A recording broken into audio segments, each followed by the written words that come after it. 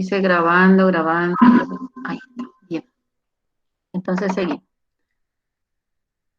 Habíamos dicho el objetivo del trabajo práctico, sí, la determinación, la caracterización o identificación del monosacáridos, disacáridos y polisacáridos, la importancia que tienen los hidratos de carbono, la abundancia en la naturaleza de los mismos, y sobre todo hicimos hincapié en la definición química, sí, que son alfa o beta polihidroxialdehídos o polihidroxicetona, o que por hidrólisis dan lugar a estos polihidroxialdehídos o polihidroxicetona. Se clasifican en los monosacáridos, o sea, según su terminación se clasifican en osas y en óxidos. Los que terminan en osa son los monosacáridos. Dentro de estos tenemos la triosa, tetrosa, pentosa. O sea, es un solo polihidroxialdehído o polihidroxicetona con diferentes números de carbono y su terminación es osa. Y los óxidos son los que están compuestos por dos o más monosacáridos. Y tenemos así los dióxidos, oligósidos o poliósidos, ¿sí? O sea, disacáridos, oligosacáridos o polisacáridos, según sea el número de monosacáridos que lo constituyen.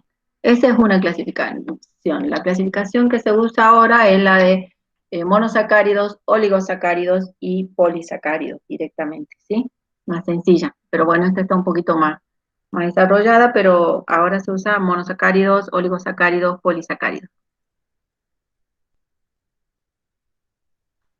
Nos dice que el primer polihidroxialdehído, o sea, el más sencillo de todos es el aldehído glicérico. Está constituido por 3 átomos de carbono, entonces tenemos ¿sí? Los grupos oxidrilos, o sea, todos los carbonos, recuerden que van unidos a un grupo oxidrilo. Y tienen un grupo funcional, como es este, que es el grupo aldehído. El grupo aldehído siempre está al extremo de la cadena. Bueno, eso no vamos a aclarar porque eso ustedes ya saben, viene de orgánica.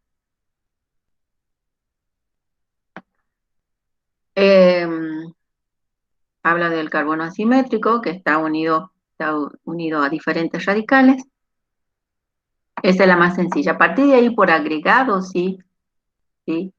Por agregado entre el grupo funcional y el carbono adyacente de las estructuras de carbono, oxígeno, hidrógeno, hidrógeno, se van alargando las cadenas. Y ahí tenemos toda la clasificación que ya vimos en teórico. Bien, ¿qué más tenemos? El carbono anomérico, que es el carbono 1, que tiene el grupo funcional, que acá está bien indicado en esta gráfica, ¿sí? Y que las estructuras que predominan en la naturaleza son las D, o sea, se refiere a la posición del oxidrilo, del penúltimo oxidrilo, del más alejado. Si está a la derecha, son todas las estructuras D. Si está a la izquierda, son las estructuras L. La fórmula de Fischer, Fischer en realidad, o la fórmula lineal, es esta. Tenemos 1, 2, 3, 4, en este caso 5 carbonos, todos los oxidrilos a la derecha, estamos en presencia de una ribosa, ¿sí? ¿Cómo se forma la estructura hemiacetal? Aquí hay que corregir. No sé si lo puedo corregir ahora. No, no se puede porque está como imagen.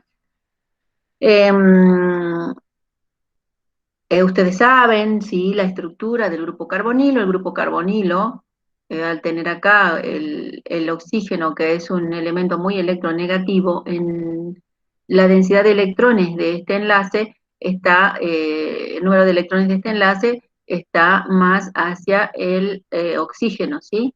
Por lo tanto, se da una cierta densidad negativa sobre el oxígeno y una densidad positiva sobre el carbono. Para que se forme esta unión hemiacetálica entre un grupo aldehído y un grupo alcohol, ¿sí?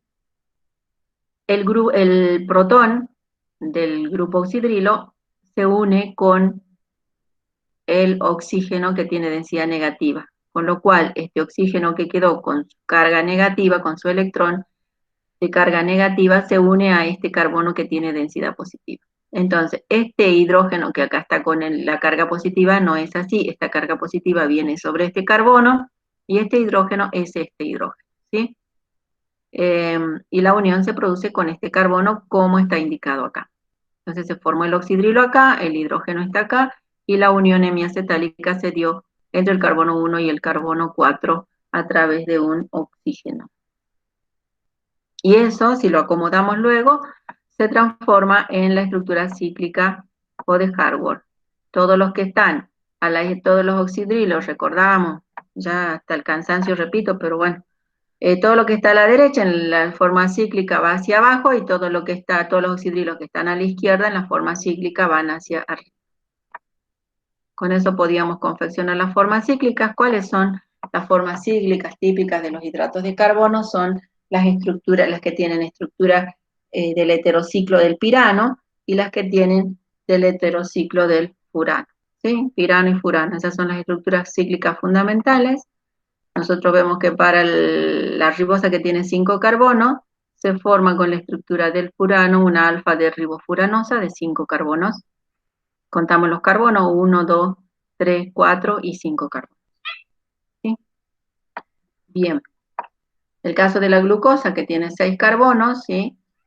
6 carbonos, entonces tenemos la glucopiranosa. Toma la estructura del pirano, tenemos 1, 2, 3, 4, 5 y 6 carbonos, ¿sí? Bien. Se respetan los números de oxidrilos, se respeta el número de hidrógeno, todo. No pierde ni gana nada. Todo lo que tiene en la lineal la encontramos en la cita. Bien, ese es en cuanto a la estructura de los monosacáridos más importantes, más usados, más que nosotros necesitamos que sepan para poder interpretar el resto de la materia. ¿Sí? Sí o sí tienen que saber.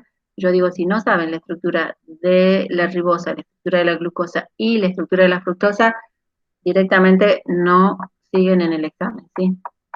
Cuando tomamos los exámenes finales. Porque todo se basa en eso. O sea, es lo mismo que usted quiera leer y no sepa las vocales. Es lo mismo, ¿sí? Bien. Entonces tenemos, luego de los monosacáridos, tenemos los disacáridos. ¿Qué quiere disacárido? Dos. O sea que los disacáridos están compuestos por dos monosacáridos. Ya no pelees. No van a... Bien. Entonces tenemos los disacáridos. Los disacáridos, aquí tenemos ejemplos de disacáridos, los más sencillos, como son la sacarosa, ¿sí? Que está constituida por una glucosa y por una fructosa.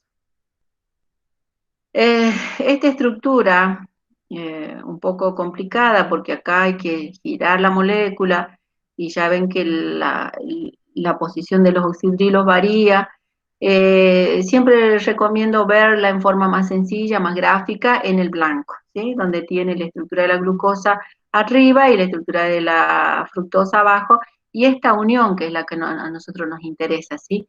La unión esta de alfa 1, 2, beta o de 2 beta alfa 1, ¿sí? Es la importante. Porque si nosotros vemos los carbonos anoméricos o carbonos funcionales, son de la glucosa es el 1 y de la fructosa es el 2. Porque la fructosa, recuerden que tiene 6 carbonos la fructosa y se empieza a contar por este que queda libre.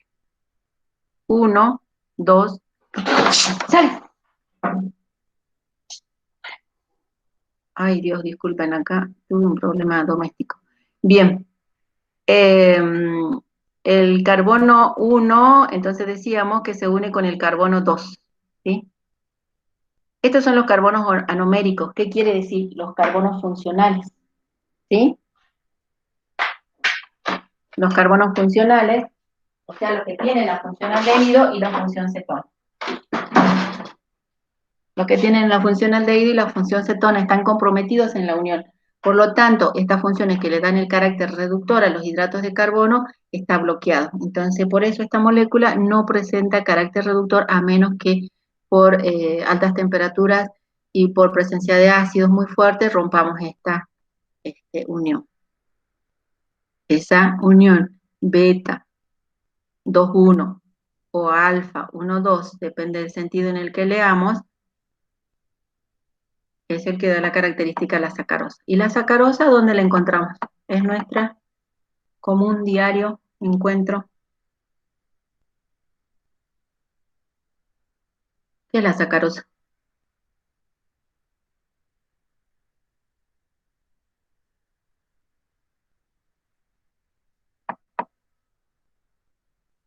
¿Qué es la sacarosa?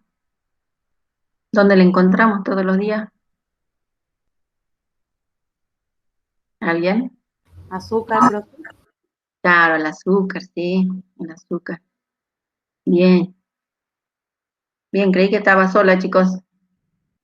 Ya saben ustedes de los chistes de las aulas virtuales. Bien, ¿para qué los vamos a repetir? Bien, entonces tenemos la sacarosa, otro ejemplo que tenemos es la lactosa, y acá vamos viendo, ¿sí? ¿Qué monosacáridos componen esos disacáridos y cuáles son el tipo de unión? Eso es lo que nos interesa, ¿sí? Entonces la glucosa, como ya les dije, nosotros la glucosa ya la sabemos, pues ya la vimos un montón, nos queda la galactosa y la glucosa. ¿Cuál es la diferencia entre la galactosa y la glucosa? ¿Sí? Simplemente que en el carbono número 4 el oxidrilo va hacia arriba, en la galactosa y en la glucosa el oxidrilo va siempre hacia abajo. Esa es la diferencia, sutil diferencia entre galactosa y glucosa. Bueno, una molécula de galactosa que se une con una molécula de glucosa da lugar a la formación de la lactosa. ¿La lactosa dónde la encontramos?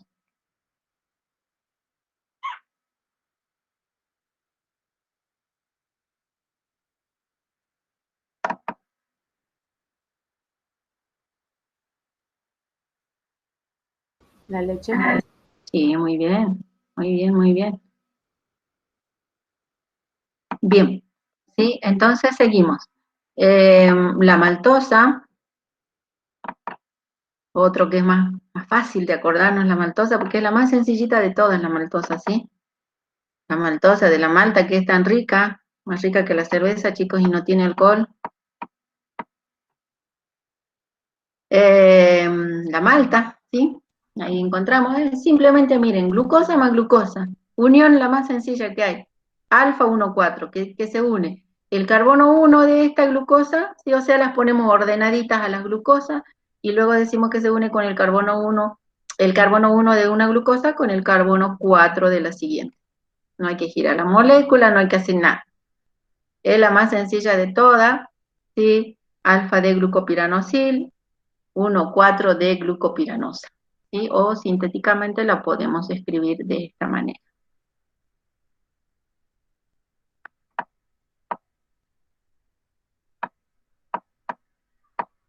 Bueno, esos son los más importantes, ¿sí? Luego tenemos los polisacáridos. Dentro de los polisacáridos, sí, otro disacárido que podríamos nombrar es la celobiosa, ¿sí? Que sería este disacárido que es parte constituyente fundamental de lo que es la celulosa, el polisacárido conocido como celulosa. Por eso acá hacemos dos en uno, ¿sí? Y decimos que la celobiosa está constituido por dos glucosas, de nuevo. ¿Cuál es la diferencia fundamental entre la maltosa y la celobiosa? La unión, ¿sí? Tenemos acá una unión beta 1,4, ¿sí? ¿Qué quiere decir beta? Que el oxidrilo acá de esta glucosa estaba hacia arriba, nada más, ¿sí? O sea, todas estas glucosas son beta, el oxidrilo está hacia arriba, por eso se da este tipo de unión. Por eso uso este gráfico que es más sencillo de interpretar que los otros gráficos, ¿sí? Para ver bien en qué consiste una unión beta 1,4. Bien, ese sería el disacárido fundamental que se llama celobiosa y que muchas celobiosas en cadena forman lo que es la celulosa, ¿sí? Esa celulosa que nosotros sabemos que es parte fundamental de las paredes, de la estructura de las paredes celulares, de las células vegetales. Bien, ¿qué es lo que pasa con esta estructura? ¿Sí? Al tener esta unión beta 1,4, esta molécula va a girar 180 grados, por eso ustedes van a encontrar ustedes esta molécula en la bibliografía con este grupo hacia abajo, o sea, esto rota 180 grados y entonces se forma una unión puente hidrógeno entre este hidrógeno y este oxidrilo. Y eso es lo que le da más resistencia a esta estructura. ¿Sí? Otro polisacárido importante es el almidón y otro importante es el glucógeno. Y esos son los tres más importantes que vamos a ver. Obviamente que seguro hay más, pero con eso nos conformamos. El almidón, ¿sí? El almidón es sustancia de reserva ¿de quién? ¿Dónde encontramos almidón?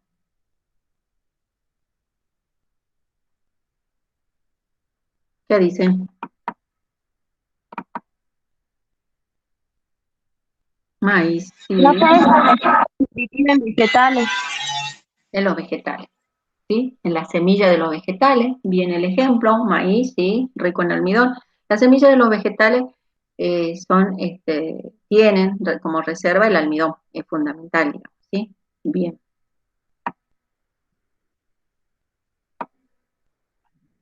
Entonces, ¿cómo está constituido ese almidón? Decimos que ese almidón está constituido por amilosa y amilopectina. ¿Qué quiere decir amilosa y amilopectina? Al final, como les decía, todos son glucosas, entonces nosotros ya tenemos que soñar con esta estructura que es la glucosa y saberla hacer ya hasta dormido, ¿sí? ¿Por qué? Porque la amilosa es simplemente la unión alfa 1,4 de numerosas glucosas, ¿sí? O sea, se forman numerosas, son lineales, ¿sí? Esta estructura, alfa 1,4 de la amilosa.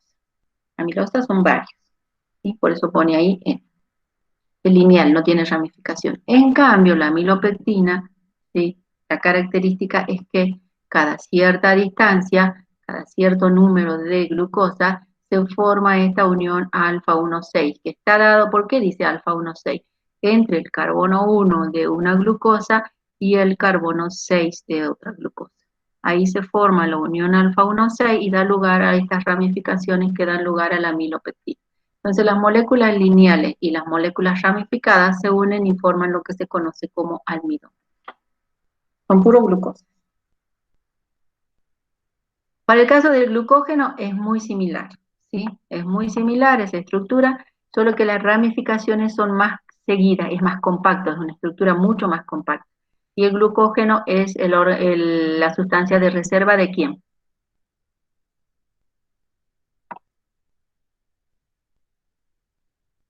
En los animales. De los animales. ¿Dónde se encuentra principalmente?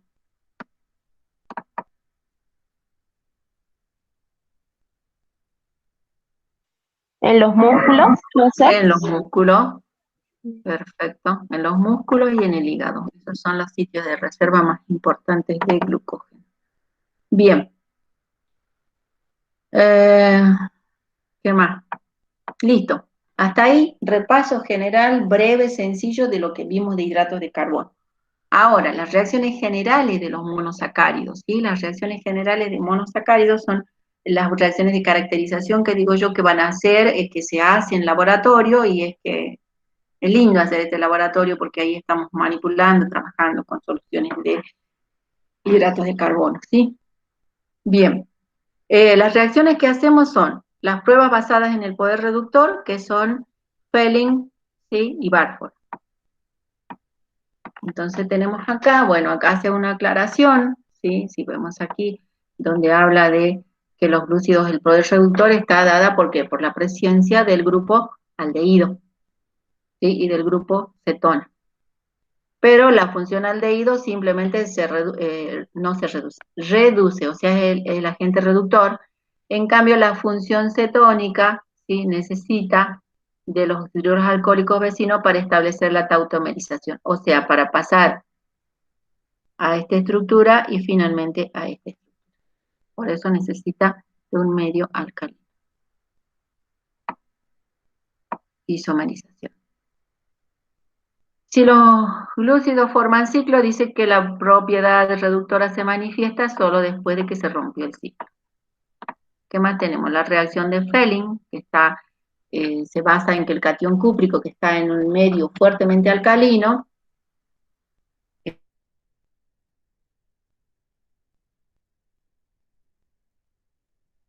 trató a cuproso.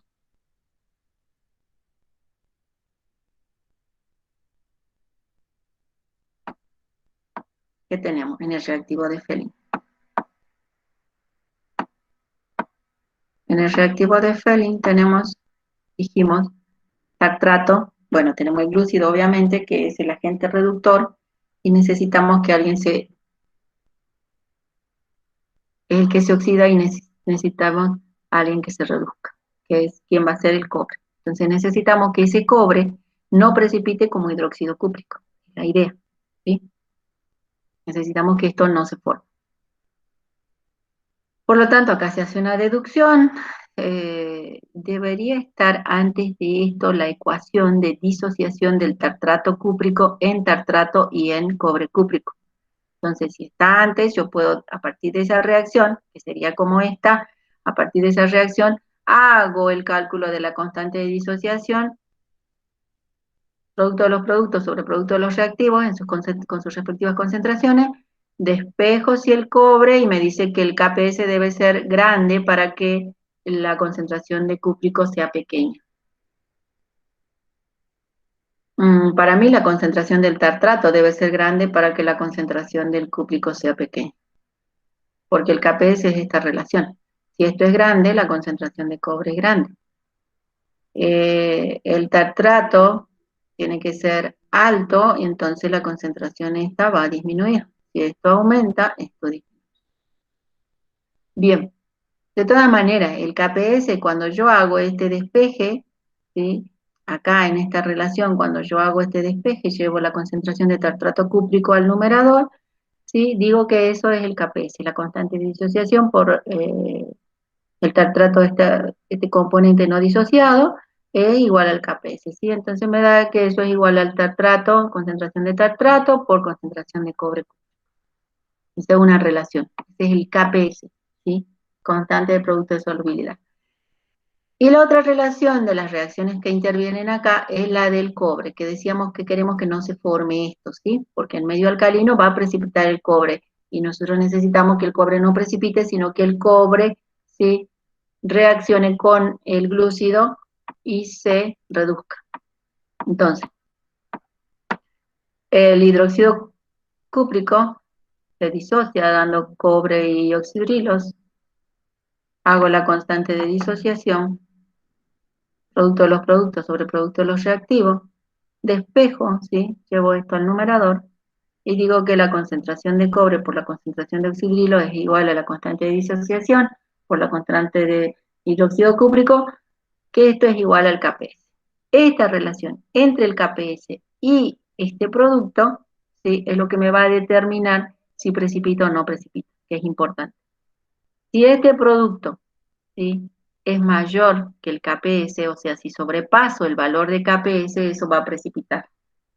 Y si no sobrepasa el KPS, no precipita. Por lo tanto, este cobre, al no precipitar, está disponible para que actúe en la reacción. Eso es lo que hace el tartrato, ¿sí? Mantener este producto por un valor menor al KPS y evitar que precipite.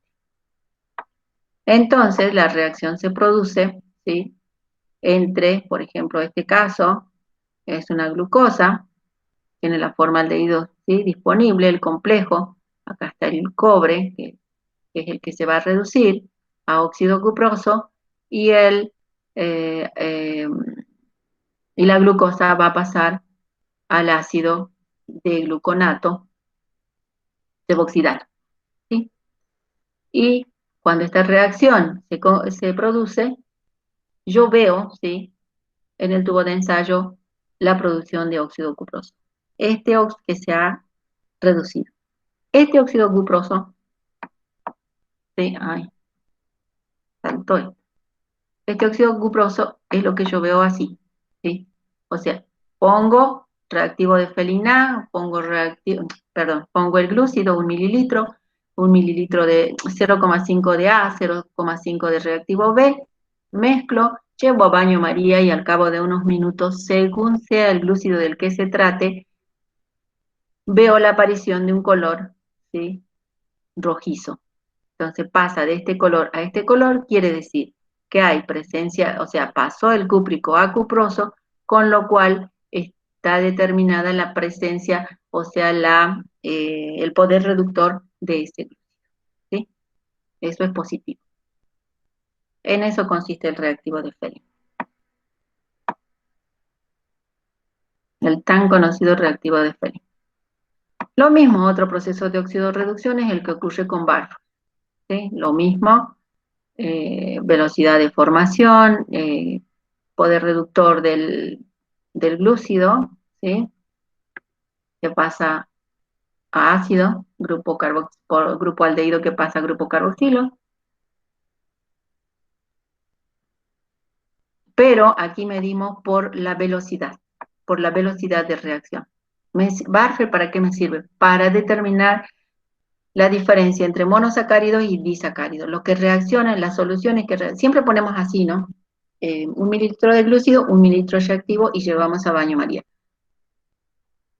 Cuando veo el cambio de color o la precipitación, el cambio que se produzca en esa solución, yo tomo el tiempo y veo si es positivo o no es positiva la reacción. En este caso, tengo que tener en cuenta la velocidad de reacción. ¿Qué quiere decir? El tiempo de formación del reactivo.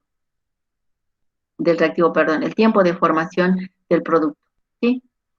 Entonces, en este caso, los monosacáridos van a reaccionar en forma más rápida y los disacáridos más lentos. Y por esa velocidad voy a determinar si lo que yo tenía era un monosacárido o un disacárido. ¿Qué es lo que tenemos acá como reactivo? Tenemos acetato cúprico, ¿sí? Entonces ponemos la glucosa, acetato cúprico, calor, se forma, ¿sí?, el ácido glucónico y se forma el óxido cuproso. Acá no es cúprico, acá es cuproso. Uy, esa U. Es cuproso, ¿sí? Entonces, es un precipitado. La solución es azul, azul celeste, y no es que la solución cambia de color como en Felin. En este caso se forma un precipitado, tal y cual como ustedes ven ese óxido, si ustedes cuando se oxida el hierro y ustedes rasparían, sacarían ese polvillo que se forma, bueno, tal y cual así, lo que se forma, el precipitado que se forma en el fondo, y bueno, cuando la solución se enturbia y eso precipita, tomamos el tiempo de reacción. Esas son las dos reacciones de caracterización del poder reductor de los glúcidos. Bien.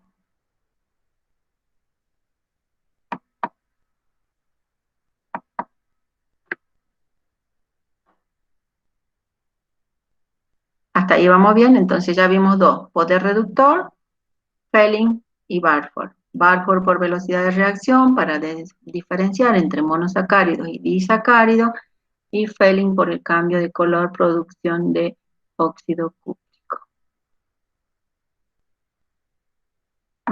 Bien.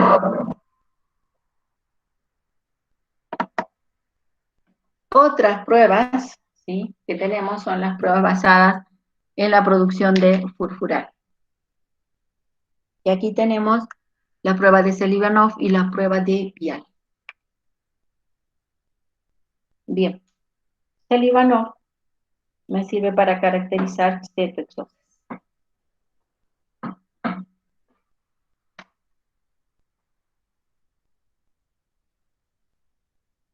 Entonces, ¿cómo hacemos? ¿Sí? Lo mismo, ponemos en el tubo de ensayo.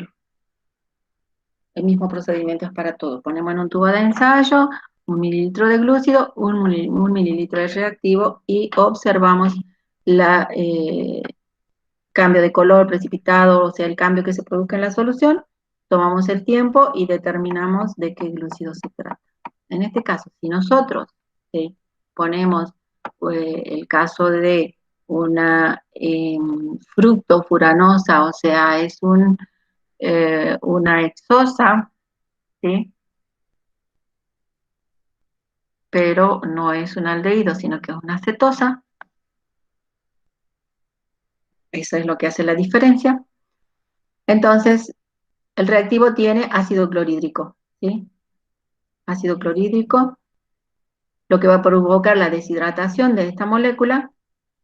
Y nosotros vemos, para recordar y poder hacer las estructuras, hacemos la estructura de la fructosa, ¿sí? Tenemos 1, 2, 3, 4, 5, 6 carbonos, ¿sí? Y ponemos los oxidrilos, tenemos la fructosa. Dice que con ácido clorhídrico, si yo pongo ácido clorhídrico, voy a provocar la deshidratación. Por lo tanto, se van a perder este oxidrilo. A ver, hace rato no me salía. Este oxidrilo, este oxidrilo,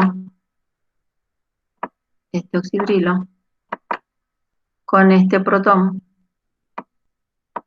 Van a reaccionar, ¿sí?, formando agua y este protón. van a formar 3 moléculas de agua y va a quedar, sí, la estructura del hidroximetil furfural.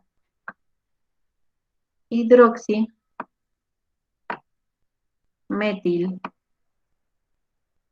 ¿sí? De ahí viene el nombre, hidroximetil, y todo esto es el furfural. Tiene una función aldehído acá.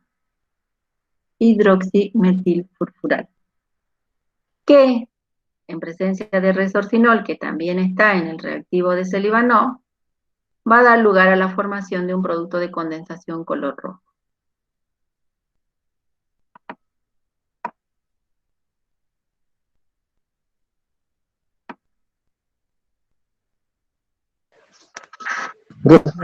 ¿Qué? Ese, No. ¿sí? Ahí.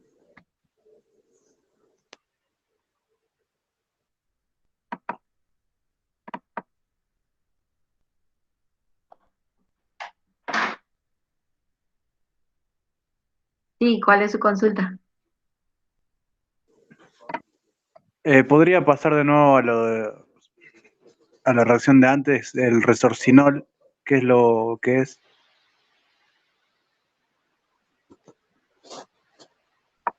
Sí, ahora.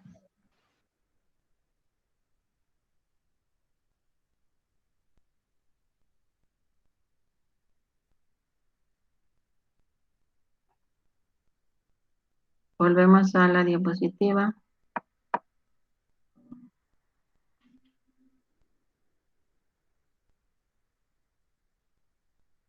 Ay, ay, ay. Espérame un segundo.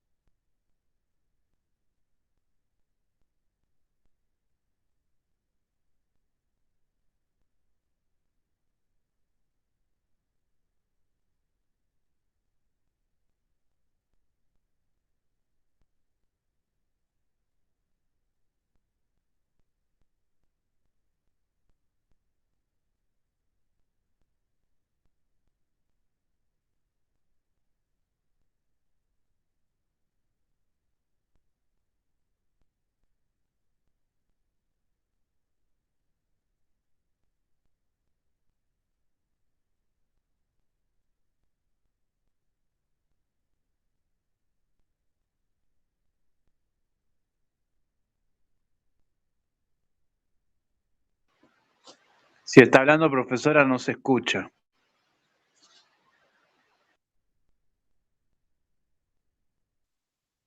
Profe, creo que tiene apagado el micrófono. Profe, tiene apagado el micrófono.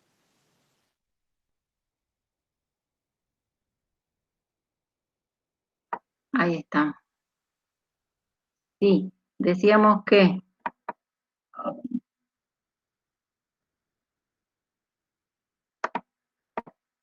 sí, que este está, el resorcinol es el que está en el reactivo. Reacciona y no me da la estructura del producto final, sino que me dice simplemente que hay una formación de una coloración roja, ¿sí?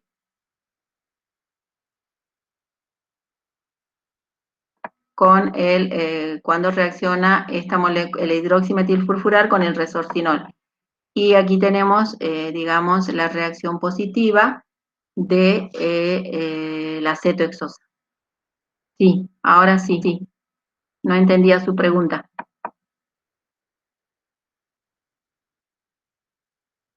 ¿Me la puedes repetir? No, está bien. Mi pregunta era con qué reaccionaba y era el resorcinol. Ajá. Sí, el 1, a ver.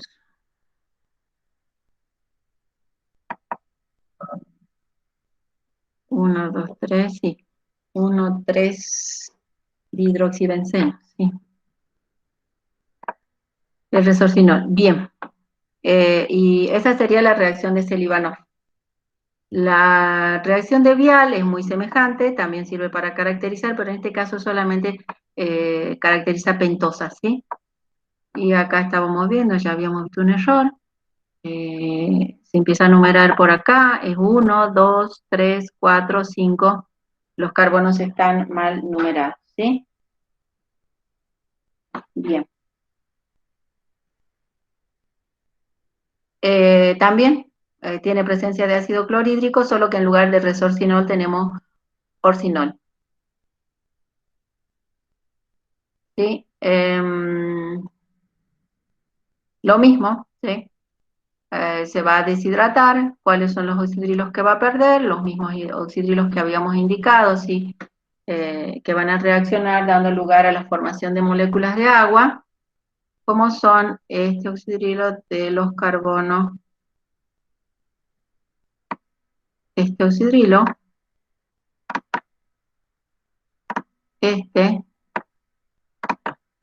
y este.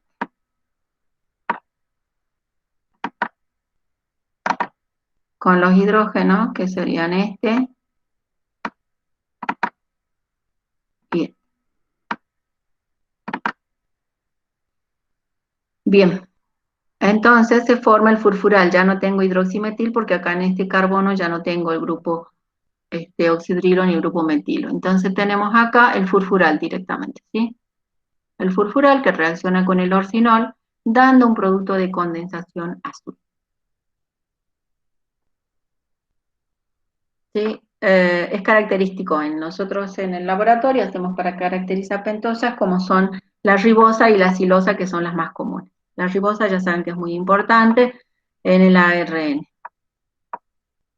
¿Qué me dice? Además de eso, me dice que si yo en lugar de tener una pentosa tengo una hexosa, en este caso puede ser una fructofuranosa, se va a formar, ya vimos con la presencia de ácido clorhídrico, en presencia de un ácido se produce la deshidratación y se forma el hidroximetilfurfural.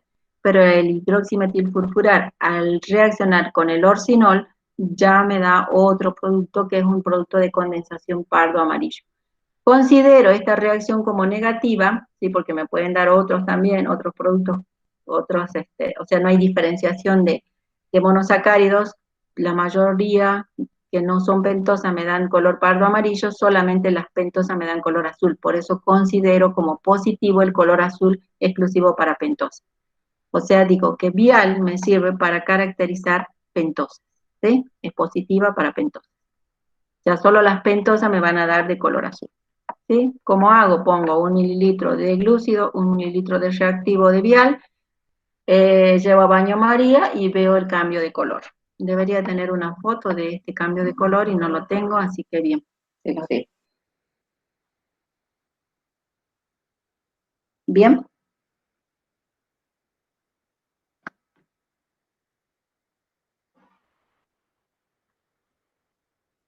¿Qué deberíamos hacer? En realidad lo que deberíamos hacer es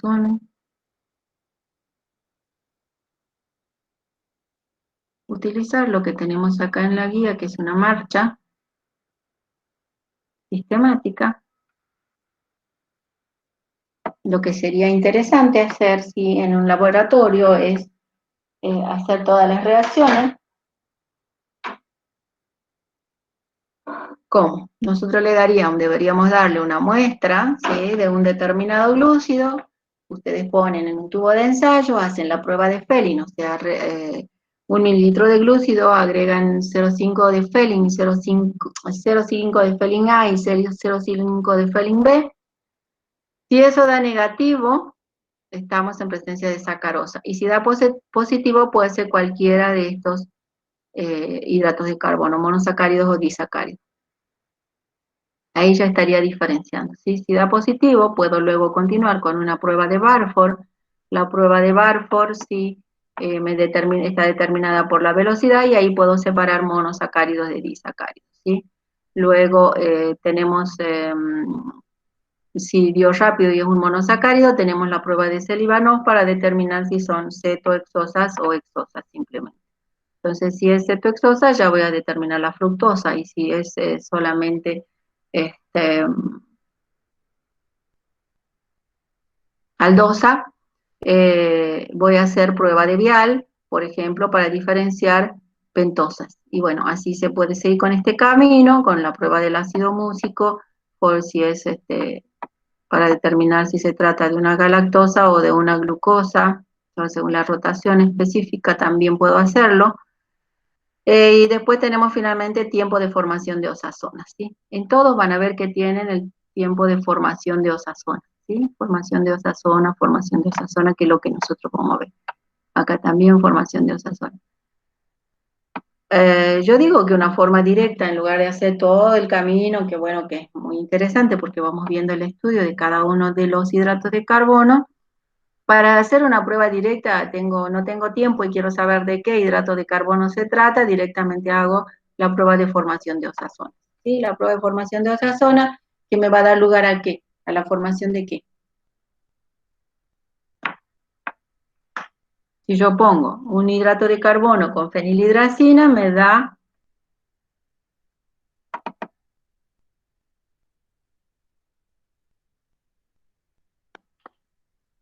da sí, cristales amarillos, da lugar a la formación de cristales amarillos que tienen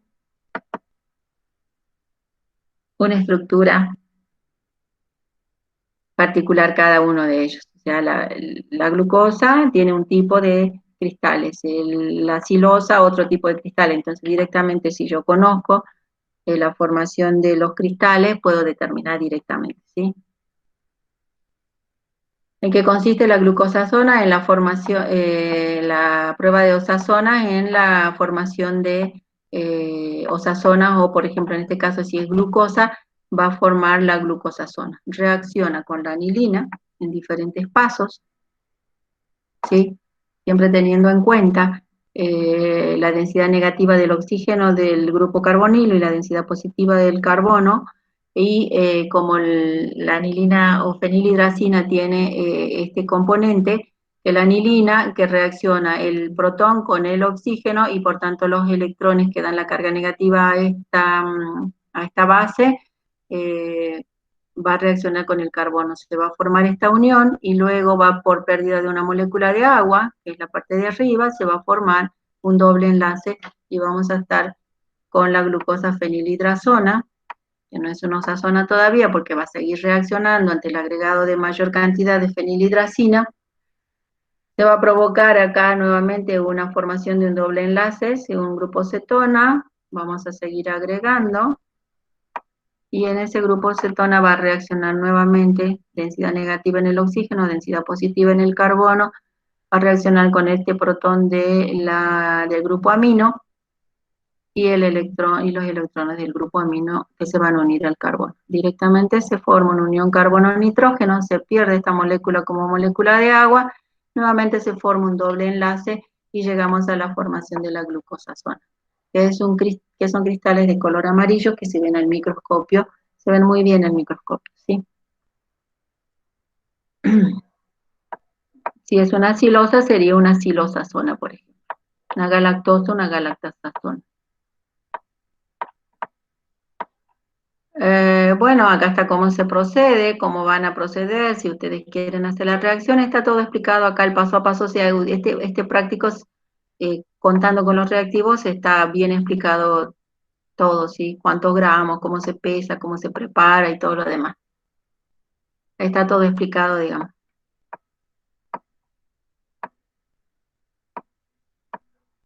Y luego me habla de la rotación óptica, que habla de cómo la glucosa, cómo los hidratos de carbono pueden desviar la luz, el plano de la luz polarizada, ¿sí? Según eso me va a dar si se trata de moléculas dextrorotatorias o levorrotatorias, ¿sí? Bueno, acá tiene una leve explicación de un polarímetro, eso ya vieron. El cálculo de la rotación específica, y si va hacia si lo que me está indicando a mí si una molécula tiene dextrorotación o levorrotación, son los signos, ¿sí? Cuando nosotros vemos el signo D y el signo L, no es dextro y levo, ¿sí? Eso me está solo indicando el D y el L, recuerden que es la configuración del carbono asimétrico más alejado, ¿sí? lo que a mí me da la rotación de la luz polarizada es los signos negativos y los signos positivos que acompañan a la descripción que por ahí encontramos en algunos libros, ¿sí? Bueno, eso en cuanto al... Y luego, bueno, acá como les decía, está el polarímetro, la constitución de un polarímetro que no, como no vemos, ustedes ya lo vieron. Creo que es todo. Por el tiempo aparte. Sí, bien.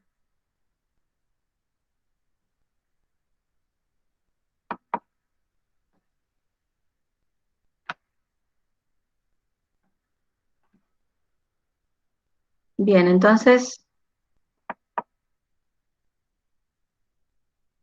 ¿alguna pregunta? No, profe. Más o menos está